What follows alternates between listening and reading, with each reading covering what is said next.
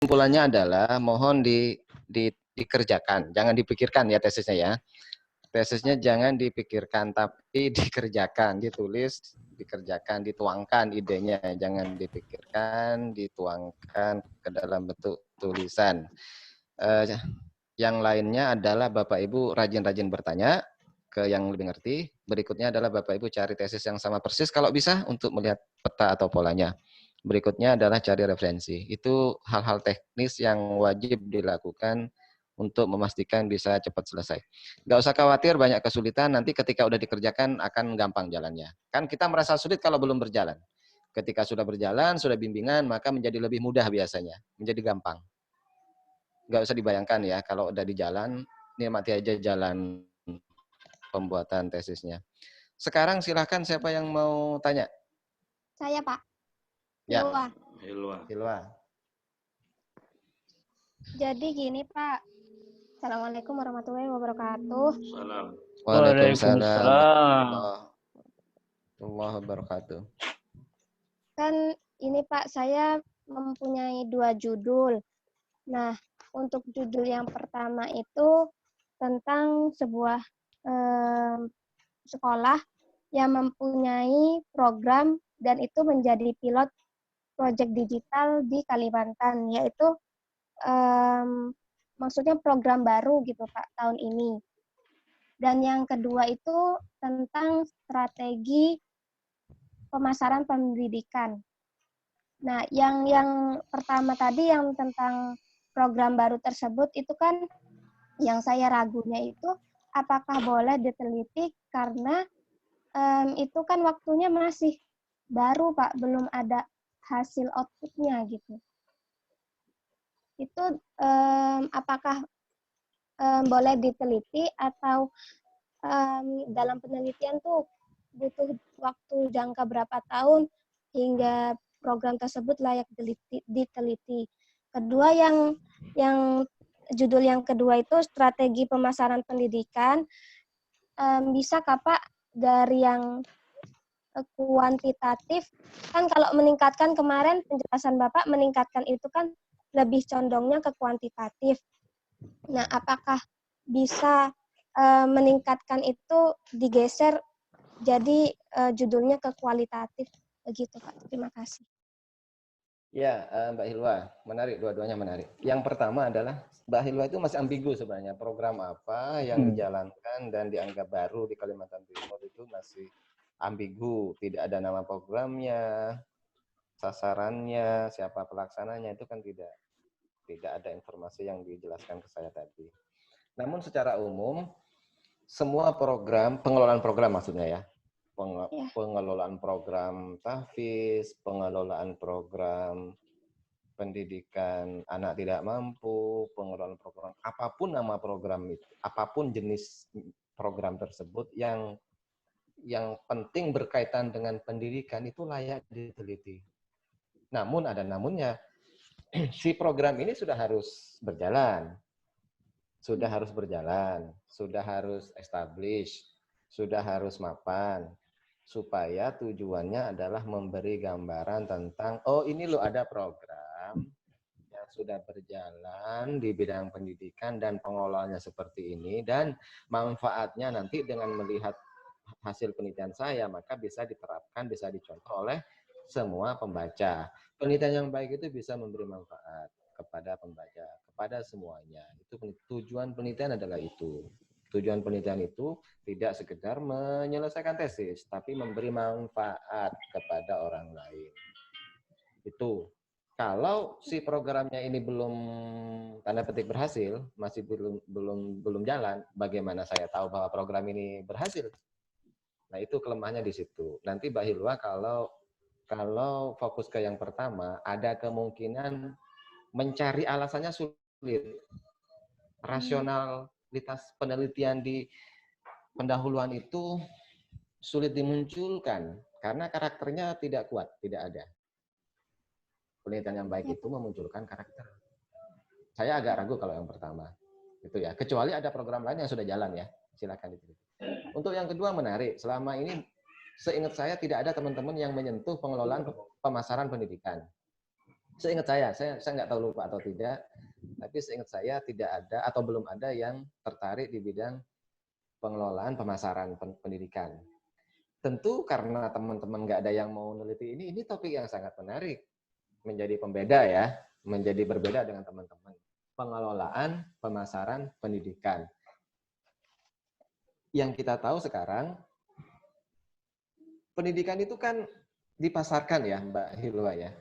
Kita tahu bagaimana UMM Malang itu yang sudah mahalnya segitu, mahasiswanya ribuan, tapi masih gencar promosi di berbagai TV nasional, TV nasional swasta itu kan ngeri anunya ya.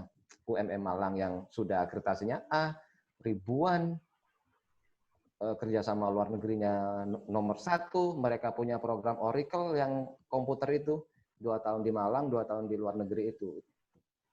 Luar biasa sekali mereka. Tapi mereka memasarkan itu tidak berhenti ketika merasa berhasil lalu berhenti, tidak. Sebab pendidikan yang baik itu harus dipasarkan. Harus dipasarkan, harus dikenalkan kepada banyak orang, kepada khalayak ramai. Supaya mereka tidak sekedar menjaring dari sisi ekonomis juga, tapi kualitas juga dimunculkan dari pemasaran tersebut. Saya harap Mbak Hilwa bisa masuk ke bagian pengelolaan pemasaran ini dengan sangat baik. Dengan sangat baik itu maksudnya komprehensif ya. Semua indikator di bidang pemasaran itu, pengelolaan pemasaran itu betul-betul dikenali, digali, dicari, lalu jangan lupa sekolah yang mau dipasarkan yang mana. Itu juga penting. Pilihlah lokasi sekolah atau kampus yang memang layak untuk diangkat. Dengan kata lain, kalau ditanya Mbak Hilwa, sekolahnya di mana? Ketika dijawab, jangan sampai sekolahnya biasa-biasa saja yang tidak terlalu dikenal. Jangan sampai, berarti kalau nggak terlalu dikenal kan aspek pemasarannya menjadi kurang kan? Kalau aspek pemasarannya kurang, manfaat apa yang akan diambil oleh orang lain? Kan nggak ada.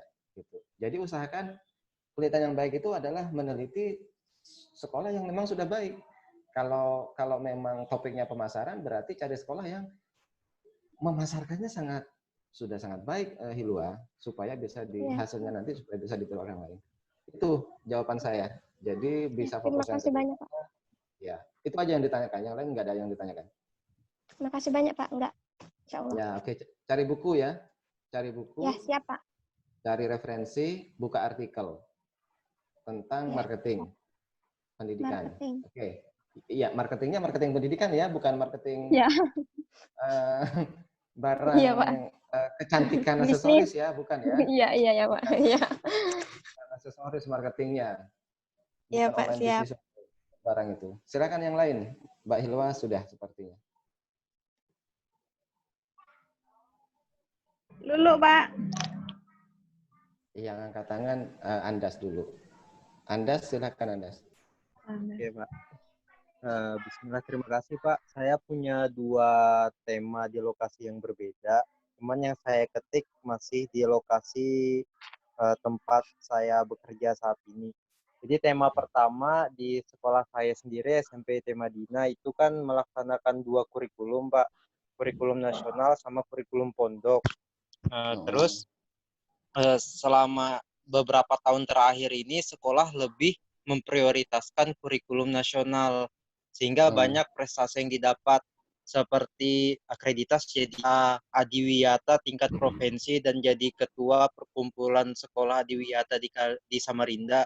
Terus ada program pengembangan olimpiade sains dan matematika.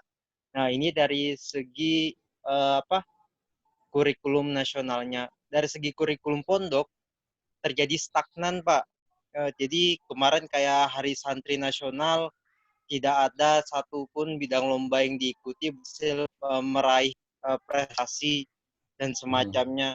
Jadi pihak pengembang kurikulum yang nasional sama pihak pengembang kurikulum pondok ini terjadi konflik, Pak.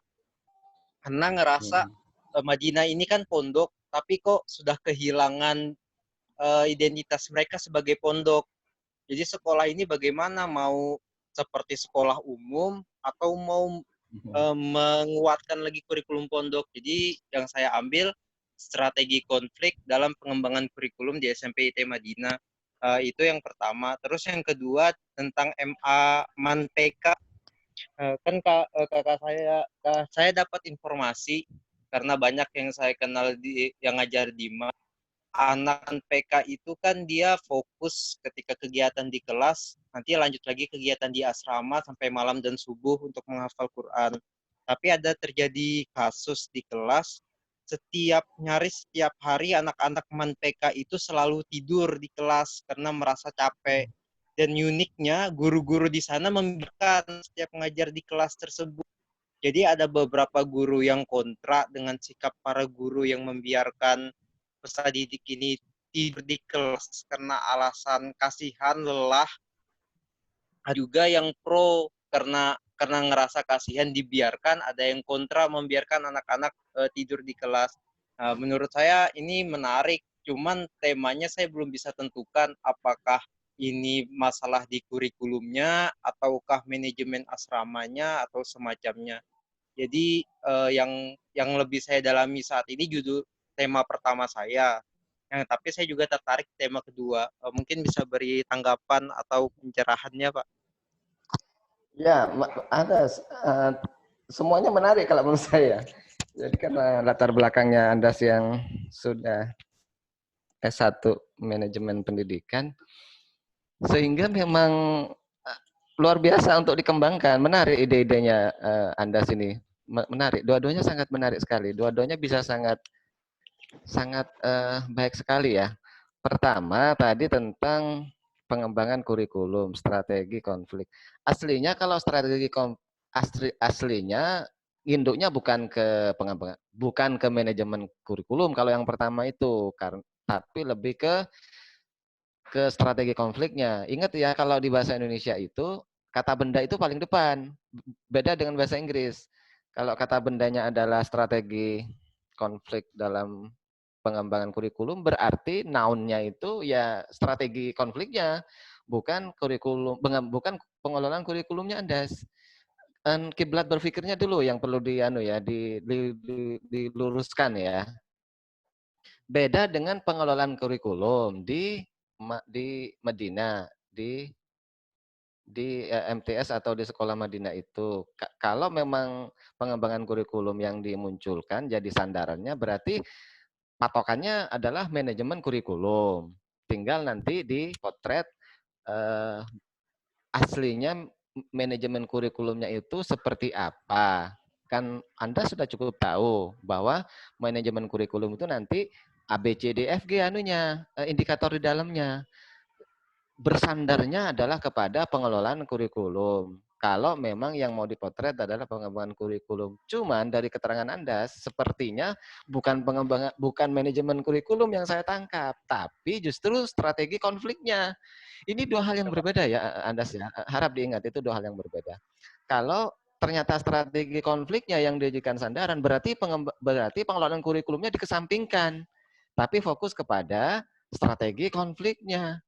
Nah, tinggal mencari tahu bahwa ketika ada konflik di sekolah, itu bagaimana penanganannya. Namun wabil khusus di sini yang ditangani adalah perihal kurikulum. Pendekatannya adalah strateginya penanganan konfliknya, bukan pengelolaan kurikulumnya. Pak, Anda bisa paham nggak yang saya maksudkan ya? Bisa dipahami? Oke, itu sangat menarik ya. Jadi nanti kalau memang alternatif yang pertama diambil, berarti judul besarnya adalah penanganan atau strategi penanganan konflik di dunia pendidikan. Tanda petik dalam menangani pengembangan kurikulum, perihal kurikulum. Saya pikir sudah cukup jelas ya. Jadi tinggal untuk yang tema pertama tinggal difokuskan saja bahwa Anda harus fokus ke strategi penanganan konflik gitu ya untuk yang pertama ya. Meskipun di dalamnya yang dipotret adalah bagaimana menangani konflik ketika berhadapan dengan persoalan kurikulum tadi itu, yang penurunan prestasi sekolah dan seterusnya itu. Tidak tahu mau dibawa kemana, ke nasional kah atau ke ke Islam, itu kan juga kegundahan Andas tadi. Tapi bagus, menarik sekali menurut saya. Sangat menarik itu Andas. Andas, Medina itu berapa sekolah di Samarinda? Cuman ini Pak, dia SD TK Madinahnya 3, SD Madinahnya 1, SMP-nya 1, SMK-nya 1, SMA-nya 1. Itu Jadi di itu di Samarinda. Samarinda Kalau Kalimantan Timur nggak ada. Maksudnya di luar Samarinda nggak ada. nggak ada Pak. Oh, Baru 15 tahunan lah Pak. Sama kali di nah, Samarinda. Pak. kalau memang alternatif pertama mau tidak mau semua level sekolahnya nanti diteliti supaya komprehensif. Kalau alternatif yang pertama. Kalau hanya TK-nya saja atau MTS-nya saja atau SMP-nya saja menjadi sangat sempit sekali Anda sanunya, ruang geraknya jadi sangat sempit. Sudah cukup yang pertama ya. Sekarang kita bahas yang kedua ya, alternatif kedua ya. Andas, ya sekarang alternatif yang kedua.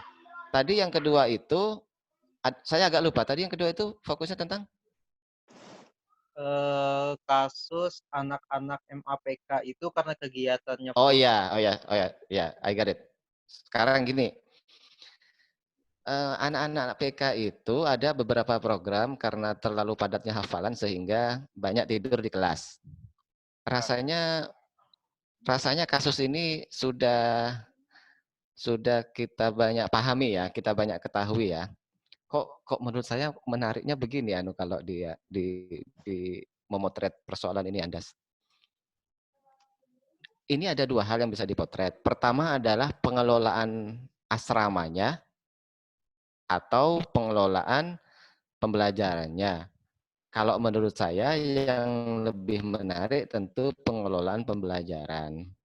Pengelolaan pembelajaran itu tidak terbatas kepada pengelolaan pembelajaran di MA-nya saja atau MTS-nya saja yang yang harus dipelajari dari kurikulum intinya. Namun pengelolaan di sini adalah semuanya, kurikulumnya, maksudnya pembelajaran yang berdasarkan kurikulum nasional, pembelajaran berdasarkan kurikulum sekolah, pembelajaran ekstrakurikulernya, hafalan itu masuk ke kurikulum yang mana, itu kan masuk ke pengelolaan pembelajaran. Nah, dari situ nanti Anda akan dapat gambaran sebenarnya persoalan itu muncul dari mananya, persoalannya itu muncul. Persoalan yang ngantuk tadi munculnya karena faktor apa? Apakah faktor pembelajaran yang terlalu numpuk, terlalu banyak, atau justru faktor tidak bisa mengelola waktunya misalnya. Itu banyak hal loh yang mempengaruhi Anda. Oleh karena itu masuk ke pengelolaan pembelajaran menjadi sangat menarik di contoh kasus kayak gini. Dan bakal sangat menarik Anda kalau Anda bisa ngelihat dari perspektif siswanya loh ya. Seperti ini maksud saya. Seperti ini. Saya ada diskusi dengan salah satu mahasiswa terbaik di KKI PAI Samarinda itu. Diskusinya cukup mendalam tentang program di KKI. KKI itu kan banyak yang beberapa tidak tahan dengan KKI PAI Samarinda itu karena terlalu padatnya hafalan Al-Qur'annya dan semua itu terlalu padat banyak sekali. Dan mereka ngakui beberapa orang itu kalau di kelas gantian tidur, Andas. Gantian tidur di kelas. Saya tidak dengar dari orang lain, tapi dengar dari yang bersangkutan. Jadi dia selalu minta waktu untuk 5-10 menit tidur di kelas ketika dosen menerangkan. Dan mereka gantian tidurnya di kelas itu. Mereka gantian. Uniknya adalah, menurut saya yang unik adalah, anak yang tidur itu kemampuan hafalannya bagus. Ternyata. Daripada yang tidak tidur. Maka untuk memotret persoalan ini seharusnya Anda bisa fair, bisa adil. Nanya ke satu kelas aja. Satu kelas itu, perspektif mahasiswa itu, kenapa mereka tidur? Oke, ngantuk. Ya. Kenapa mereka ngantuk? Oke, cari tahu, kelola cari sumbernya. Lalu kemampuannya jangan lupa dipotret. Jangan lupa dipotret kemampuannya. Anak yang frekuensi tidurnya paling banyak itu sejauh mana hafalannya? Berapa juz mereka bisa hafal? Anak yang tidak pernah tidur itu berapa juz bisa hafal? Ini bisa menjadi hal yang sangat menarik nanti, Andas. Jangan dikira mereka tidur itu lalu guru lalu marah-marah begitu. Atau malah kebalikannya. Ada guru yang malah memastikan anak jangan sampai tidur kalau di kelas karena sangat tidak sopan misalnya. Nah, itu persoalan kayak gini kan itu kan persoalan manajemen semua loh, Andas. Andas kan magister ini. Jadi harus punya solusi cantik untuk menghadapi persoalan seperti ini. Munculkanlah fenomena ini. Kalau saya kok cenderung yang kedua asik juga ya, Andasnya. Menurut saya loh ya. Silakan nanti dikelola informasinya, dan kalau bisa informasi tentang pengelolaan pembelajaran itu juga disupport dari sudut mahasiswa, Andas. Jangan sampai sebelah melihatnya. Jadi harus komprehensif, baik dari lembaga ataupun dari siswanya. Good luck ya. Jadi dua-duanya menarik ya. Tinggal mau masuk ke yang mana, silakan. Oke. Andas termasuk yang tidur kalau di kelas ini saya lihat. Keren, Pak. Iya. Iya. Oke, berikutnya Bapak Ibu, siapa yang mau tanya lagi? Lulu, Pak. Silakan. Lulu, Ya, terima kasih. Lulu, silakan. Terima kasih. Ini Mbak atau Ibu ya? Ibu, Pak, anak saya udah besar. Oh, Ibu. Oke, baik, Ibu. Silakan, Bu. Terima kasih. Begini, Pak, ya mohon maaf sebelumnya kalau saya memang nggak pernah bertanya-tanya, Pak, karena beberapa hari ini baru saya mulai menulis. Akhirnya saya menemukan kebuntuan. Nah, dalam judul saya itu, Pak, kan inovasi kebijakan pendidikan studi kasus penyelenggaraan pembelajaran di MI Ariyat Bontang. Nah, ketika saya masuk ke teori, ini saya berpikir maksud saya teori saya yang bisa saya simpulkan saat ini, saya harus membahas inovasi, kebijakan, dan pendidikan. Terus di mana letak pembahasan manajemen saya gitu, Pak? Jadi sebelum saya lanjutkan, nanti jangan-jangan itu aja dulu, Pak, yang saya tanyakan, Pak. Kemudian itu aja dulu, Pak. Nanti kalau memang bisa saya lanjutkan, ada manajemennya, akan saya lanjutkan pertanyaan saya. Terima kasih. Andas, Ada, apa Bu. Andas? Ini, Bu, judulnya, Bu. Manajemen pengambilan keputusan. Ada, Bu, landasan teorinya. Bu. Alhamdulillah. Bisa dipinjam itu, tapi jauh. Bu, Yeah. Diminta fotokopi aja, nanti dikirim paket ke rumah masing-masing. Atau tinggal ditanya, Andas belinya di mana? Di online betul. atau di Samarinda atau di mana belinya? Tinggal kirimi uang ke Andas. Di mana, Andas? Di Big Mall, Pak. Nah, belinya di Big Mall. Oh, bisa nitip Bu, itu orang Samarinda? Bisa. Nah, silakan dititip ke teman-teman yang di Samarinda. Jangan lupa kasih ongkir, Bu, ya, ke Andas ya, atau ke yang siapapun yang berangkat ke Big Mall, Bu, ya. Siapa? Ya, ongkir sama uang Andas. S ya, Pak? Sama uang sama S uang ya? S, ya. Ya, Marginya juga, Pak. Uang berbuka puasa. Iya, uang berbuka puasa. Andas itu sukanya tinggal ditanya aja, es apa, es kopior kah atau es degan kah, tinggal ditanya, Bu. Kalau sukanya es degan nanti kasih aja es marjan sirup ya.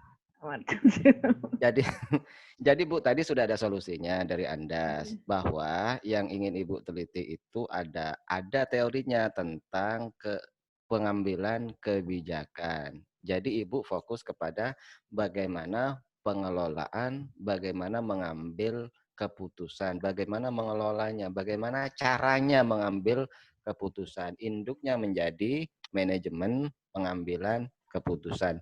Ibu lupakan dulu inovasinya, Bu. Jadi gini caranya. Judul itu kadang menjebak ya. Judul itu sering sekali Ya. menjebak sekali judul itu.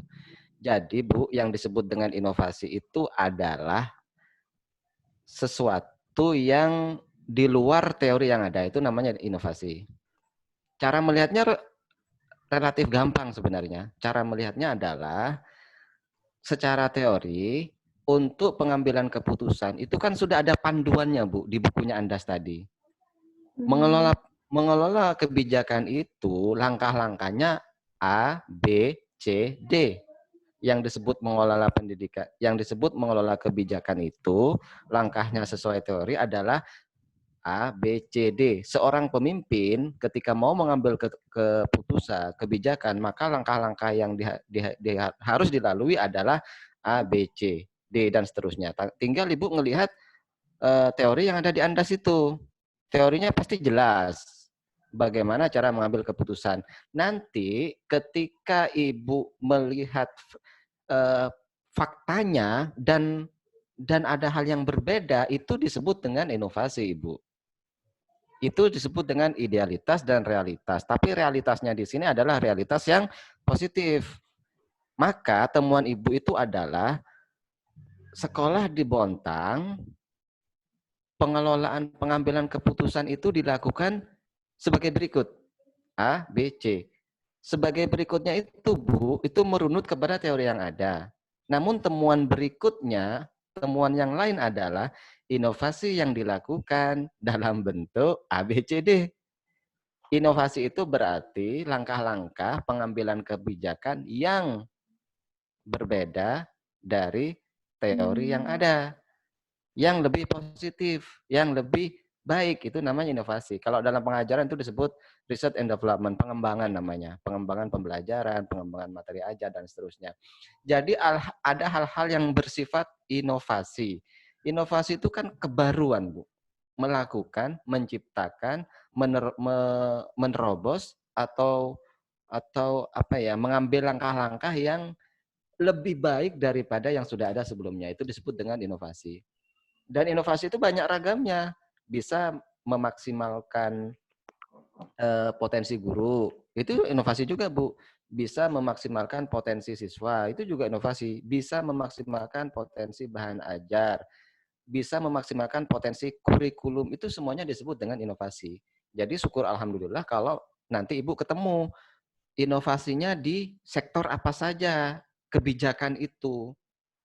Apakah di sektor rekrutmen guru, apakah di sektor pengelolaan kurikulumnya, pembelajaran, dan seterusnya. Apakah di prasarana. Contoh inovasi yang sering kali saya nggak tahu ya, ini masuk yang negatif atau positif bagi Bapak Ibu yang ada di sini ya. Ini inovasi ini salah satunya ya.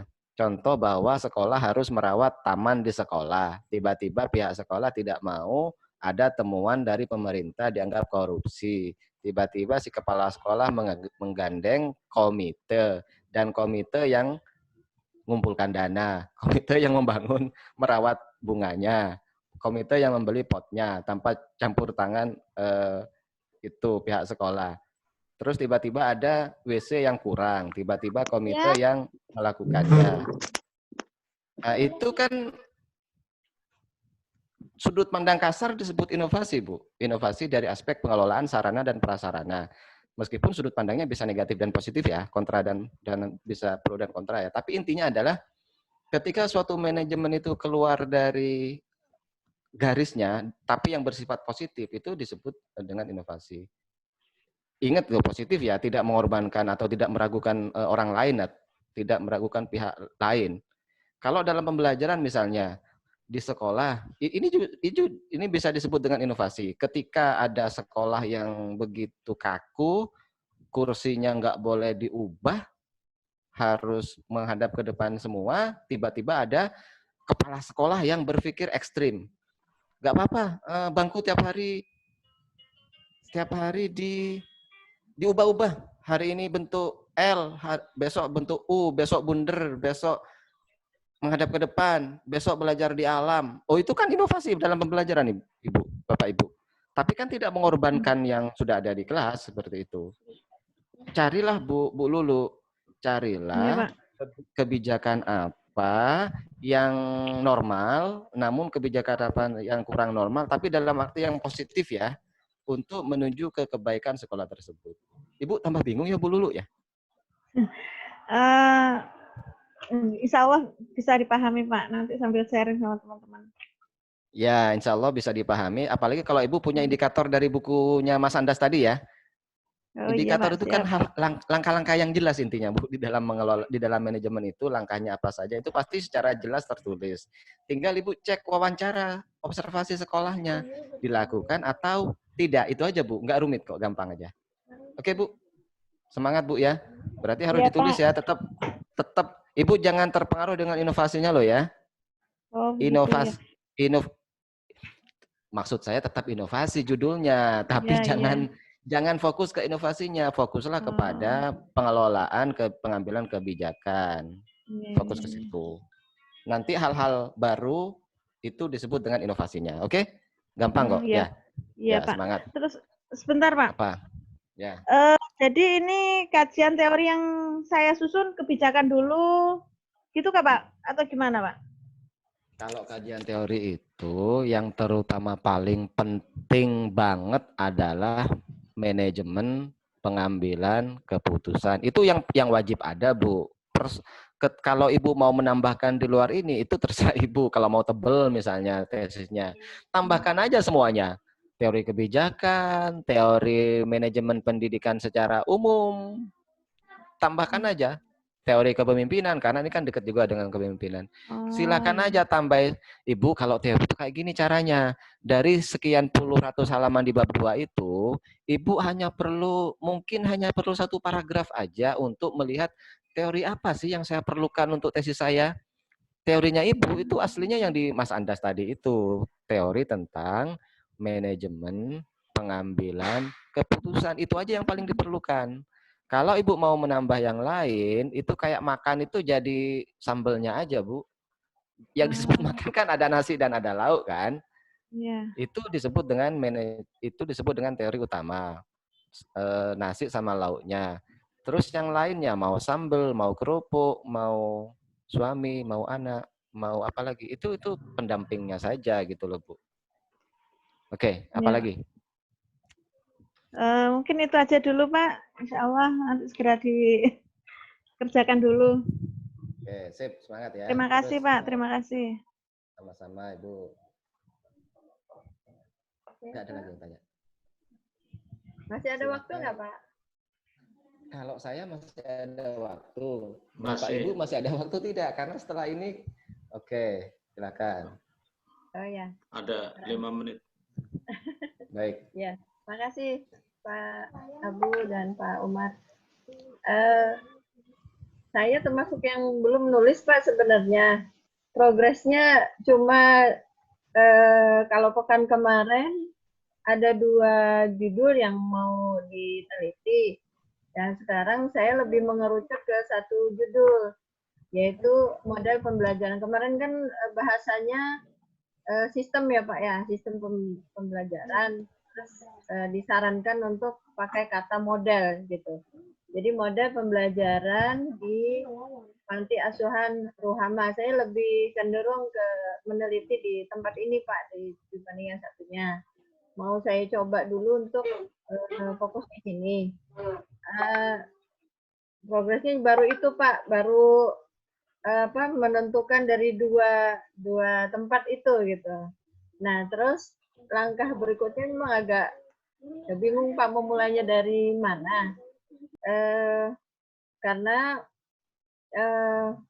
saya yang belum begitu paham terkait dengan indikator Pak, indikator manajemen yang mau saya teliti gitu. Karena ini kan model pembelajaran. Kalau data awal yang saya miliki ya sangat terbatas Pak. Yang melandasi kekepoan saya meneliti ini gitu. Ya ini pertama ya yayasan ini memiliki panti asuhan Rohama yang usianya sudah 20 tahun lebih. Kemudian yang kedua untuk akreditasi sudah memiliki sudah mendapatkan akreditasi A dan nomor 1 di Kaltim, karena di Kaltim itu hanya beberapa panti asuhan yang memperoleh nilai akreditasi gitu Pak. Yang terakreditasi dan memperoleh nilai A itu yang nomor 1 di Kaltim itu di Panti Asuhan Rohama. Yang ketiga, alumni-alumni atau lulusan-lulusan anak asuhnya sudah banyak menyebar di berbagai pendidikan karena di panti ini tidak ada pendidikan formalnya Pak. Jadi ya jadi sekolahnya di luar gitu.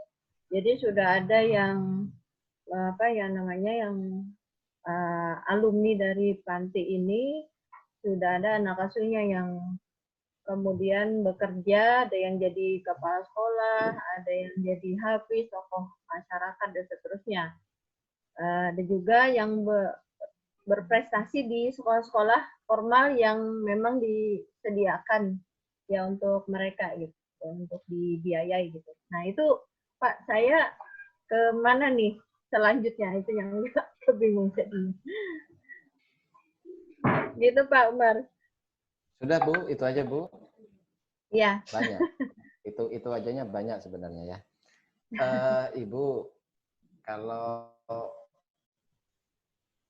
apa ya, ide Ibu tadi atau kasus yang Ibu hadapi itu, saya yakin teman-teman bisa ngarahkan. Anda, Pak Putra dan seterusnya.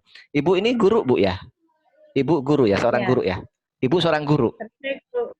Iya, kelihatan ya. Guru TK saya Pak. Oh, guru TK. Oh, kepala sekolah TK. Baik Bu, Ibu kalau mau melakukan penelitian yang model pembelajaran seperti ini, Ibu jangan jadi guru ya. Maksudnya jangan berpikir seperti guru dulu ya. Itu berbeda Bu ya, berbeda sekali. Kalau Ibu meneliti model pembelajaran, saya tidak ngelarang, tapi kecenderungannya itu ke PAI, ke guru gitu nah Bu. Kepada seorang guru yang melaksanakan pembelajaran lalu mencari model-model pembelajarannya, itu lebih cocoknya ke PAI. Kalau mau ditarik ke manajemen, tentu sangat bisa, yaitu pengelolaan pembelajaran di panti asuhan tersebut. Jadi yang dilihat itu Bu bukan gurunya Bu, tapi lembaganya. Bagaimana sih lembaga ini merencanakan supaya terjadi pembelajaran di panti asuhan tersebut? Lalu ketika panti asuhan tersebut melaksanakan pembelajaran, bentuknya seperti apa, jadwalnya seperti apa, program kurikulumnya seperti apa, programnya seperti apa, kemudian bagaimana sih lembaga ini mengontrol, mengevaluasi pembelajarannya. Jadi lembaga Bu yang jadi naungannya Bu, lembaganya, bukan gurunya Bu. Ini dua hal yang berbeda. Kalau Ibu terlalu konsentrasi ke model pembelajaran, ingin tahu model pembelajaran, nanti hasilnya adalah model pembelajaran, berarti itu guru Bu, bukan lembaga. Seharusnya Ibu lebih fokus kepada panti ini, kalau mau melaksanakan pembelajaran yang dilakukan oleh panti apa? Mungkin marketing kah? Mungkin rapat dengan dewan guru kah? Mungkin cari